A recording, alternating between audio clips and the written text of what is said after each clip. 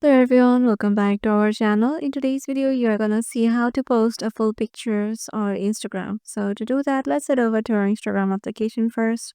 Once you're there, go to the plus icon on the bottom and here select the picture you want to post.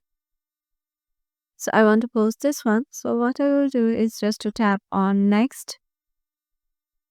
And here, as you can see, I can select which type I wanna just post. I can post the full or the smaller version. So here, if you tap this one, you can just make sure that you're posting the full. So then tap on next and then just add any music or tag people or add any location you want or give a caption and then share it. Once you tap on share, as you can see, my one is finishing the up. So wait until it gets finished.